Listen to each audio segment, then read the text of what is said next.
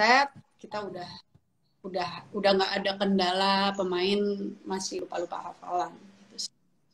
Jadi sih ya sebaiknya kalau emang udah dapat skenario dan udah dipercayakan karakter itu secepat mungkin bisa menghafalkan ya lebih bagus. Oke. Jadi beneran harus prepare sebelum syuting ya Kak. Jadi pas syuting udah nggak kebingungan lagi gitu. Nah, dan sama hal yang aku bilang, kenapa baiknya ketika kita memerankan satu karakter kita terapkan di kehidupan sehari-hari supaya di set itu nggak kaku atau nggak terlihat dibuat-buat, sama juga dengan hafalan kalau menurutku ya.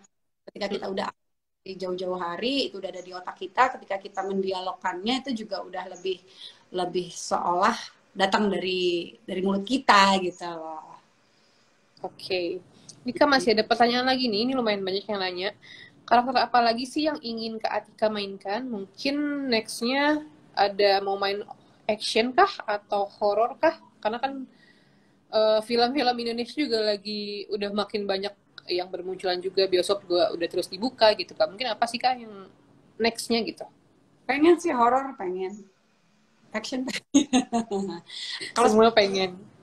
Spesifik sih, aku sih yang penting sebenarnya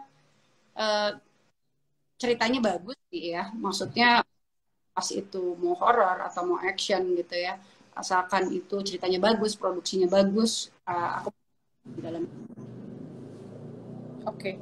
Nah, Kak, tadi aku juga penasaran sama belajar gesture tubuh sebagai Lilis itu bedanya apa sih Kak? Mungkin dari Kak Atika sendiri sebagai Lilis tuh gesture-nya harus seperti apa sih?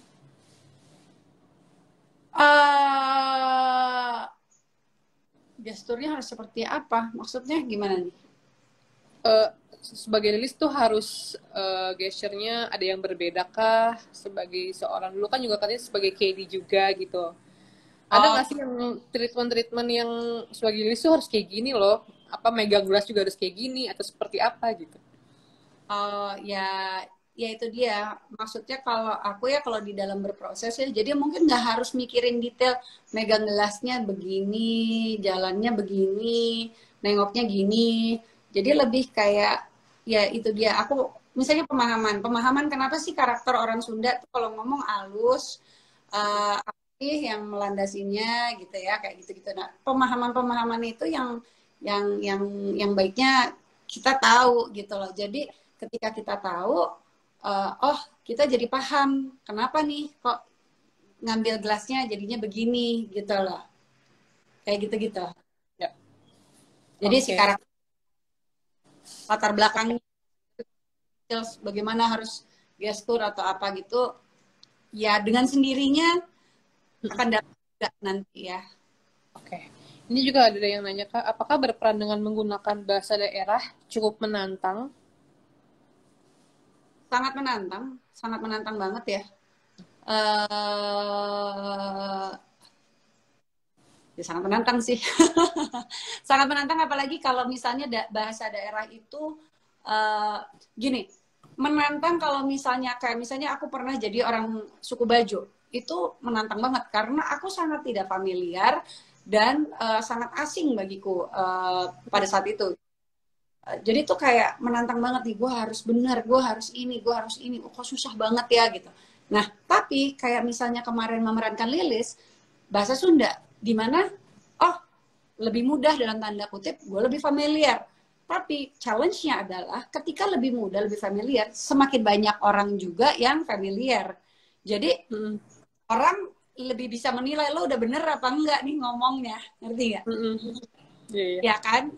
Salahnya kita tepat, bukan benar salah, tapi tepat atau tidaknya kita membawakan logat tersebut, semakin banyak orang yang bisa menilai gitu loh. Dimana kalau misalnya orang yang bahasa Indonesia, logat bahasa itu banyak banget ternyata kan di Indonesia. Tapi kalau kita nggak familiar, orang misalnya mana gitu yang orang nggak banyak yang familiar di Jawa ini gitu misalnya ya, oh ya udah jago-jago aja nih orang, padahal secara logat ngaco gitu ya, secara penyampaian gitu. Jadi, emang ada masing-masing. Oke. Tapi pas memerankan Lilis itu tiba-tiba suka ini nggak sih, tiba-tiba ada Kak Atikanya tiba muncul nih, sisi Kak Atikanya sendiri muncul pas lagi memerankan Lilis, ada nggak sih Kak pas lagi syuting?